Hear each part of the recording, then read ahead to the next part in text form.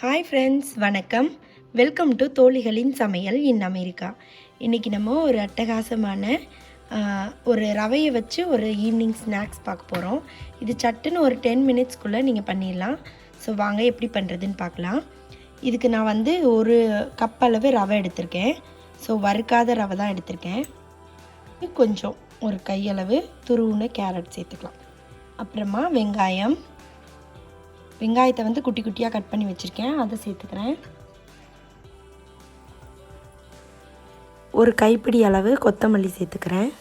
ஒரு அரை தக்காளியை குட்டியாக கட் பண்ணி அதையும் சேர்த்துக்கிறேன்.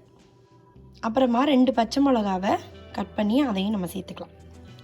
ஸோ காரத்துக்காக இதில் வந்து ஒரு அரை டேபிள் ஸ்பூன் அளவு கரம் மசாலா, அரை டேபிள் ஸ்பூன் அளவு பெப்பர், இது ரெண்டையும் நான் சேர்த்துக்கிறேன். ஒரு 1/4 ஸ்பூன் அளவு சீரகம் சேர்த்துக்கலாம். இதில் இப்போ தேவையான அளவு நான் உப்பு சேர்த்துக்க போகிறேன். ஸோ உப்பு சேர்த்தோன்னே கொஞ்சம் நல்லா மிக்ஸ் பண்ணிக்கலாம் நம்ம இது வந்து நீங்கள் இட்லி தோசை மாவெல்லாம் இல்லாத டைம்லாம் வந்து இதை நீங்கள் டின்னருக்கு கூட பண்ணலாம். ரொம்பவே நல்லாயிருக்கும். குழந்தைங்களும் ரொம்ப விருப்பப்பட்டு சாப்பிடுவாங்க. ஸோ மாவு இல்லாத டைம் நமக்கு என்ன பண்ணுறதுன்றதே தெரியாது. ரொம்ப யோசிச்சுட்டே இருப்போம் நம்ம என்ன பண்ணலாம் டின்னருக்குன்னு சொல்லிட்டு. ஸோ அந்த மாதிரி டைம்லாம் நீங்கள் பண்ணி கொடுத்தீங்கன்னா உங்களுக்கும் ஈஸியாக இருக்கும். குழந்தைங்களும் ரொம்ப ஆசைப்பட்டு சாப்பிடுவாங்க. இப்போ இதை நம்ம மிக்ஸ் பண்ணிட்டோம். இதில் வந்து நான் கொஞ்சம் சுடு தண்ணி சேர்த்து மிக்ஸ் பண்ணிக்க போகிறேன். இதுக்கு ஒரு கப் அளவுனால சுடு தண்ணி தேவைப்படும்.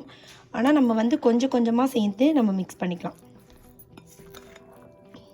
இதை வந்து நம்ம நார்மல் பணியார மாவுலாம் பண்ணுவோம்ல, அந்த மாதிரி கன்சிஸ்டன்சிக்கு கொண்டு வரணும். இதை நம்ம எதுக்கு நம்ம சுடு தண்ணி ஆட் பண்ணுறோன்னா, இப்போ இதை நம்ம கொஞ்சம் நேரம் ஊற வைக்கிறோன்னா நார்மலாக ரூம் டெம்பரேச்சரில் இருக்க வாட்டர் கூட நம்ம சேர்த்துக்கலாம்.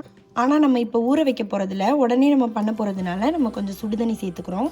அப்போ வந்து ரவை கொஞ்சம் நல்லா ஊறின மாதிரி நல்லாயிருக்கும். அதுக்காக தான்.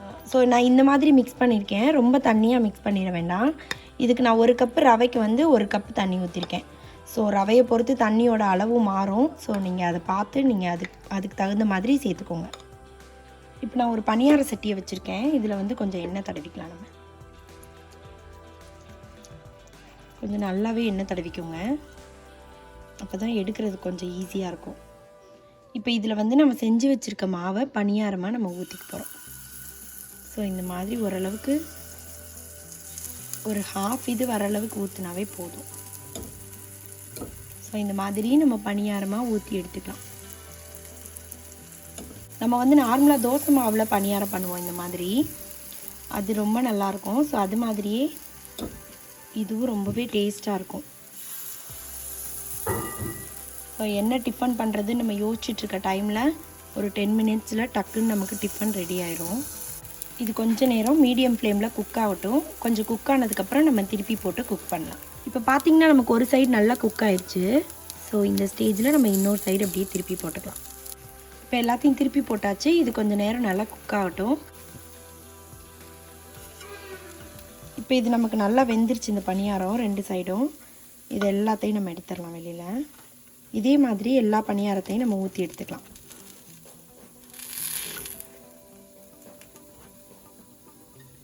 இப்போ ஒரு மிக்ஸி ஜாரில் ஒரு 2 பல் பூண்டு, ஒரு 1/4 இன்ச் அளவு இஞ்சி எடுத்திருக்கேன். 2 பெரிய தக்காளியை கட் பண்ணி வச்சுருக்கேன்.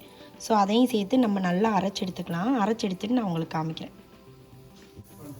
இப்போ ஒரு பேனில் வந்து ஒரு 1/4 டீஸ்பூன் அளவு கடுகு சேர்த்துக்கிறேன். கடுகு கொஞ்சம் வெடிச்சோன்னே கருவேப்பிலை, கொஞ்சமாக பெருங்காயம், அப்புறமா நம்ம அரைச்சி வச்சுருக்க இந்த தக்காளி பேஸ்ட் இருக்கு இல்லையா, அதை நம்ம சேர்த்துக்கலாம். இப்போ இதை வந்து கொஞ்சம் மிக்ஸ் பண்ணிவிட்டு இதில் வந்து ஒரு அரை டீஸ்பூன் மிளகாய்த்தூள் சேர்த்துக்கிறேன். நீங்கள் உங்கள் காரத்துக்கு தகுந்த மாதிரி மிளகாய்த்தூள் சேர்த்துக்கோங்க. அப்புறமா தேவையான அளவு உப்பு. இப்போ இதை இன்னும் கொஞ்சம் டேஸ்ட் ஆக்குறதுக்காக ஒரு ஸ்பூன் அளவு டொமேட்டோ கெச்சப் சேர்த்துக்கலாம். இப்போ இது கொஞ்சம் நல்லா கொதித்து அந்த மிளகாய்த்தூள் வாசம்லாம் போகட்டும். அதுக்கப்புறமா நம்ம செஞ்சு வச்சதை இதில் சேர்த்துக்கலாம். இப்போ நமக்கு இது ரெடி ஆயிடுச்சு. இதில் வந்து நம்ம செஞ்சு வச்சுருக்க அந்த பணியாரத்தை சேர்த்துக்கலாம். சேர்த்து கொஞ்சம் நல்லா மிக்ஸ் பண்ணிக்கலாம். இது வந்து கொஞ்சம் எல்லா இடத்துலையும் நல்லா கோட் ஆகணும்.